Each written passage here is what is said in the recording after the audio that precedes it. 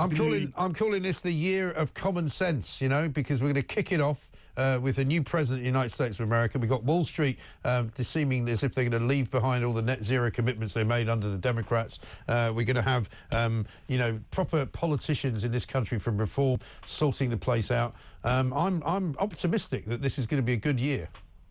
I'm hoping so too. Now, what reform or the Tories really need to do is to have a Minister of Common Sense who sorts out the police force. Yes. Because Sir Keir's not going to do it, is he?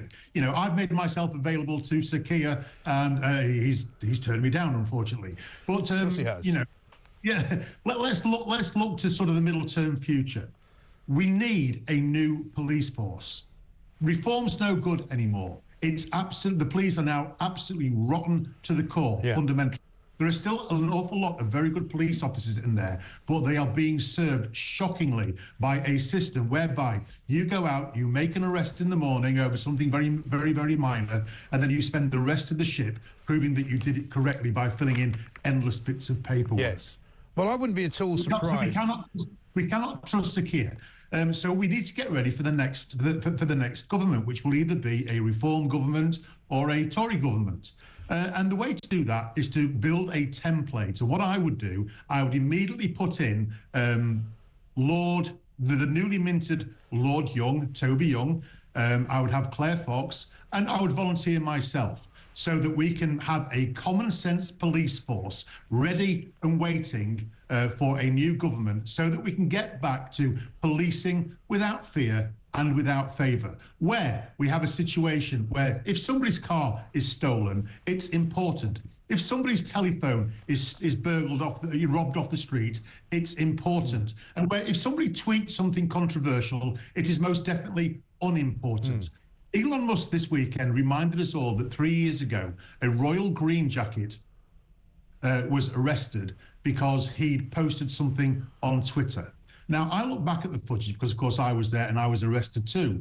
There were 8 police officers turned up for a Facebook post. 8 police officers who are not out there doing their job, who are not patrolling the streets. 8 police officers who are not looking for stolen motor vehicles, who are not doing community policing. 8 police officers who are simply engaged in political Stasi-like policing. And we need to get rid of that. Common sense means that we need to entirely, not just reform the police, we need a revolution in policing. We need to start from the bottom up. We need to get rid of the rot. We need to get rid of the College of Policing, and we need to put policing back in touch with the communities that they serve. The Lib Dems have actually come up with a reasonably good idea for once, that they want more community policing. Because the police force that we have in this country is a community police force. The police are the public, and the public are the police. Now, all of that has been absolutely lost. If you turn up at a police station these days, you don't actually see a police officer. No. Because there is one-way glass between you and them. You're lucky, Harry. You're lucky, Harry, if you can find a police station. I mean, the one that was in my neck of the woods in London has been closed down for many a year now. There isn't one anywhere near where I live. But, I mean, I wonder as well, looking at the front page of the Mail today, where they've discovered that management has been in receipt of £1.1 billion in the NHS over the past decade. I bet you that's the same in the police, where they've hired a load of management, they've hired a load of people to be in charge of the police, but they haven't actually hired the police. Well, that's right. The College of Policing, goodness knows what that institution does. But it has a bill. It spends £75 million a year. On what? Absolutely no idea. All it seems to do, it's a retirement home for useless senior police officers who can't actually do their job, but who are very, very good at doing paperwork and very, very good at making sure that police officers do paperwork. That's all it seems to do. So what I would do is I would shut that down, because you can do the maths, Mike, but £75 million buys you an awful lot of police officers, an awful lot of PCSOs. It buys you it buys you a significant presence back on the streets. We don't need a College of Policing to micromanage everything that a police officer does. The police have lost confidence in themselves, and as a result, the public have lost confidence police. We need to have a return to Dixon of Dock Green style policing, where police officers are confident, where the community are confident in their policing, and where the villains are a little bit scared of the police because they know there's going to be a fair chance that you're going to get your collar, caught, and you're going to be slammed in a jail, and you're going to be processed, put in front of a magistrate, and you're going to end your days in a prison cell. That's the kind of policing that we want. This is exactly the kind of policing that we want, and we only have to look at the big story of the day today, which is the political story of the day, about the problems with the prosecution of the rape gangs up in the north of England and in Telford and other places as well, where the police were actively discouraged from going after people, and they then went along with it. Yeah, exactly. And who's doing the discouraging? It's countless ministers, the DEI officers, people like that. They have no place in policing whatsoever. Your former guest there was absolutely right. This is a case of racism. I mean, he called it reverse racism. I would just call it racism. Yeah. When you elevate the importance of, let's call it what it is, Muslim Pakistani men over white female victims, then you are acting in a racist way.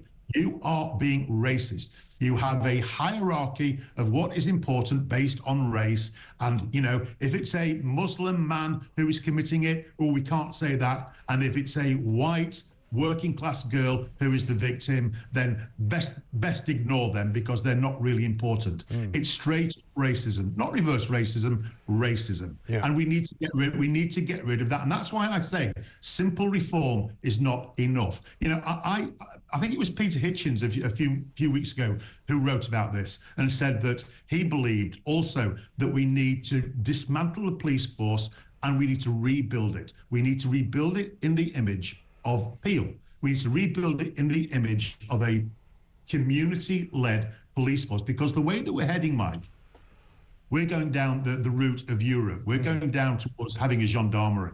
We're going down the route of having a state-led political police force. And, the reason that I do this job is because I love the police, that I think the police in Britain are or were the best in the world. And I want it to be like that again. But we've got to ditch the European model. We've got to ditch the model where the government dictates what the police can and cannot investigate. We've got to ditch that model and get back to having an entirely separated power of policing, which is separate from the government, which is separate from the judiciary, and which is able to police as it's supposed to do without fear and without favour. If it's Muslim rape gangs that are doing it, call them Muslim rape gangs. Don't use some pseudonym because of DEI concerns. Call them what they are. There's an old Chinese proverb that says this: the way to solve a problem begins by calling it by its proper name. And that's what we need to do here. And Musk, I agree that Musk is a bit of an interferer, but on this, he's 100% right. And I'm glad that yet again, he's highlighted to our nation a problem that we refuse to name. I mean, Ben and it's embarrassing. And if he does nothing more than embarrass this government into doing something about it, then good. Yeah. So Ben Sixsmith from The Critic has written a great piece this week called A Conspiracy of Murmuring. And that's what it is. All of us, it wasn't a conspiracy of silence. Yeah. All of us knew. All of us have known for a long, long time. Maggie Oliver knew. The people in Rotherham and Oldham knew. All of us knew. But all we're allowed to do is murmur about it because we're afraid of being labelled as racists if we call it what it is. This is a problem of Asian Pakistani males who are largely Muslim, and based upon their culture and their religion, they view white working class women as fair game, as meat. And until we start saying what it is, calling it what it is, we don't have a hope of getting those girls justice, and we don't have a hope of solving the problem. That's why I'm calling today for a root and branch, not a reform, a revolution within policing. And I say, if I may be so bold, I would have Lord Young and myself as a task force leading that. Yep, I think I would agree with that, Harry. Good to see you. Thank you very much indeed. Founder of Fair Cop, Harry Miller there.